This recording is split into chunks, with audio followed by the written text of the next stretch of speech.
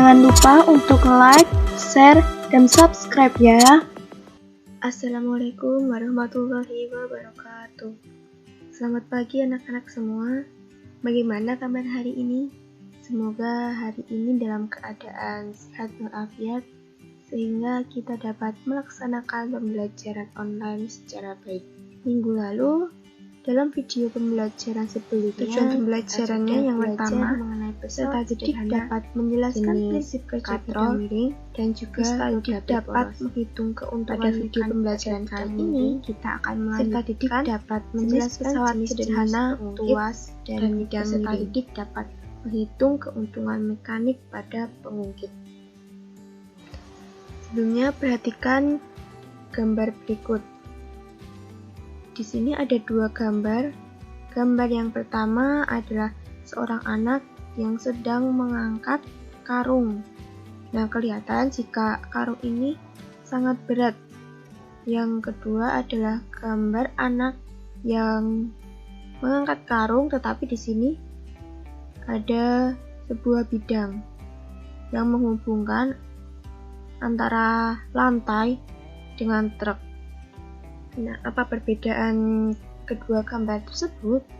Nah, yang pertama itu sangat terlihat bahwa anak tersebut kesusahan mengangkat karung dan memindahkannya ke dalam truk.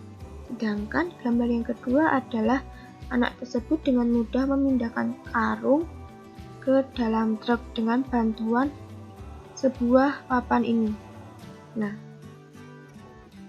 papan ini disebut dengan bidang miring, yaitu merupakan alat yang sangat efektif untuk memudahkan kerja. Karena pada bidang miring, kerja yang dilakukan bertujuan melawan gaya gravitasi. Karena apa? Karena mengangkat sebuah benda dari tempat yang lebih rendah, yaitu dari lantai, ke tempat yang lebih tinggi, yaitu di sini, di dalam truk. Begitu. Nah, bidang miring merupakan bidang datar yang diletakkan miring atau membentuk sudut. Bentuk sudut tertentu sehingga dapat memudahkan gerak benda. Semakin tinggi bidang miring, semakin besar gaya kuasa yang bekerja, semakin kecil keuntungan mekaniknya. Perhatikan gambar yang ada di layar teman-teman. Di sini ada contoh dari bidang miring. Di sini ada F. F ini adalah gaya atau kuasa yang bekerja. Lalu ada W. W ini adalah berat benda. Lalu di sini ada S.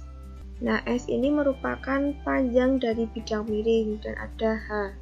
H ini merupakan tinggi dari bidang miring. Sehingga akan diperoleh persamaan, yaitu W kali H sama dengan F kali S. W itu apa? W itu berat benda dikali H itu tinggi bidang miring sama dengan F gaya atau kuasa dikali S panjang bidang miring.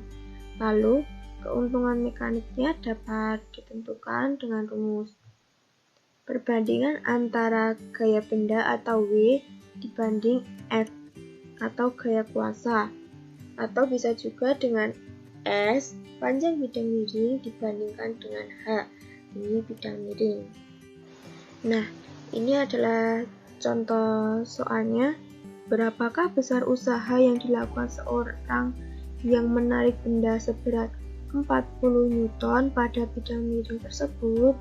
Nah, diketahui di sini W 40 Newton, lalu ada S yaitu panjang bidang miring ada 2 meter, H tinggi bidang miring ada 1 meter, dan yang ditanyakan adalah F usahanya atau besar gaya kuasa yang bekerja. Dengan rumus W kali H sama dengan F kali S, lalu dimasukkan W-nya 40 Newton, H-nya 1 meter, F yang ditanyakan dikali S-nya adalah 2 meter. hingga diperoleh F sama dengan 40 kali 1 dibanding 2. Lalu F sama dengan 20 Newton. Sehingga besar usaha yang dilakukan seseorang untuk menarik benda seberat 40 Newton atau disebut juga gaya kuasa yang bekerja untuk menarik benda tersebut adalah 20 Newton.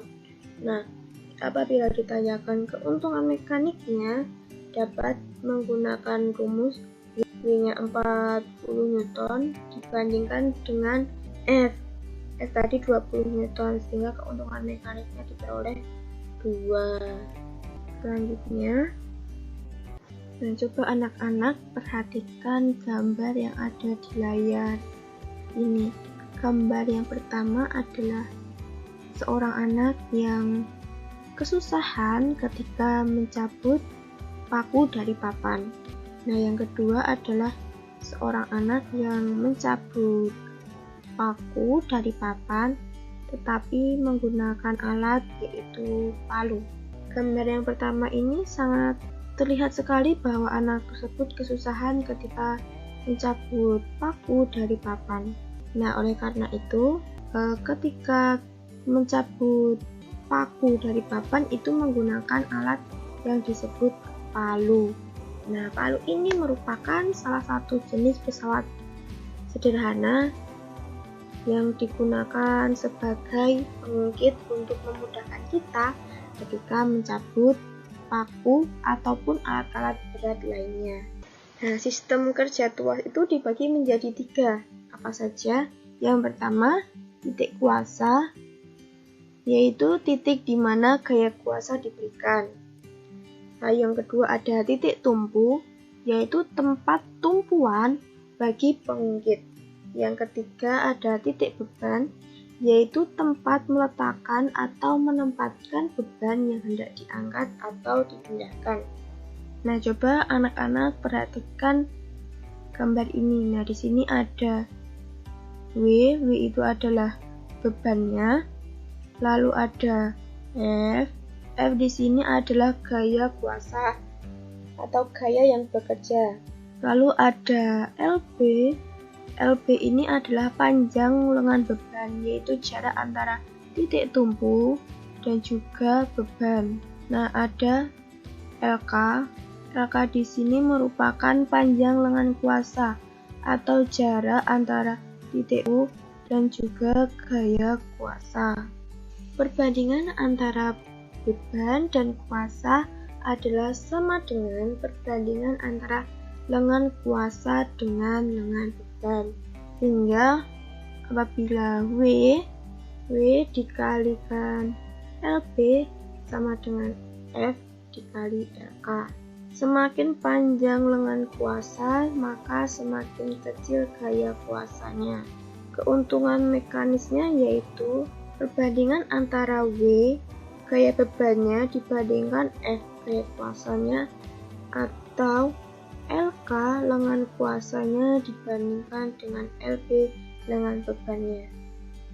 Semakin panjang lengan kuasanya, semakin besar keuntungan mekanisnya, semakin mudah pekerjaan dilakukan.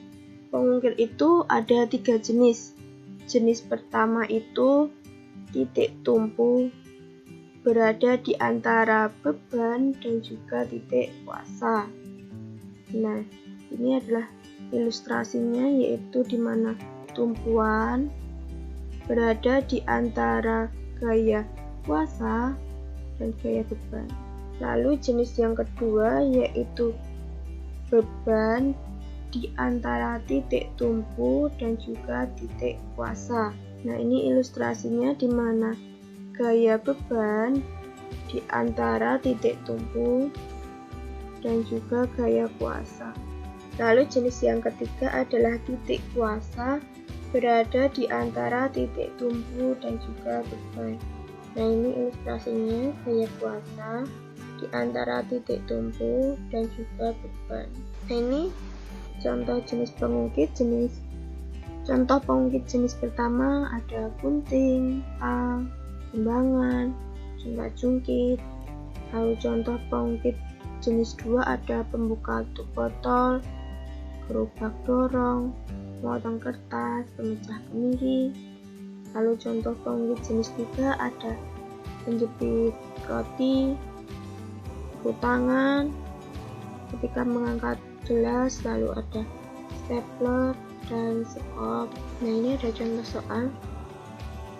Besi beratnya 60 Newton diangkat dengan tuas yang panjang lengan kuasanya adalah 2,5 meter dan lengan bebannya adalah 1 meter. Hitunglah besar kuasa dan juga keuntungan mekaniknya. Nah, yang diketahui apa? Yang diketahui yang pertama ada W atau beratnya yaitu 60 Newton, LK lengan kuasanya 2,5 meter, LB lengan bebannya 1 meter. Yang ditanyakan adalah F atau besar kuasa dan keuntungan mekaniknya. Sehingga menggunakan rumus W kali LB sama dengan F kali LK, sehingga W tadi 60 Newton, LB-nya 1 meter sama dengan F besar kuasa yang ditanyakan dikali 2,5 meter atau lengan kuasanya, sehingga diperoleh F adalah 64 Newton. Besar kuasanya yaitu 64 Newton. Lalu untuk menentukan keuntungan mekaniknya menggunakan rumus W atau bebannya atau beratnya dibandingkan dengan F, yaitu besar kuasanya, sehingga diperoleh W-nya 160 Newton, lalu F-nya 64 Newton, sehingga keuntungan mekaniknya diperoleh 2,4 Newton. Oke, kesimpulan pembelajaran hari ini. Yang pertama, bidang miring merupakan bidang datar yang diletakkan miring atau membentuk sudut tertentu sehingga dapat memudahkan gerak benda. Sistem kerja tuas ada 3 titik, yaitu titik tumpu, titik kuasa, dan titik beban. Lalu berdasarkan letak titik tumpu, titik beban, dan titik kuasa, maka ada 3 jenis tuas, yaitu tuas jenis pertama, di mana titik tumpu berada di antara beban dan juga kuasa. Jenis yang kedua yaitu beban di antara titik tumpu dan titik kuasa, dan jenis 3 yaitu kuasa di antara titik tumpu dan titik beban. Baik, sekian pembelajaran pada pagi hari ini. Sampai bertemu di video pembelajaran selanjutnya. Sekian dari Ibu. Wassalamualaikum warahmatullahi wabarakatuh.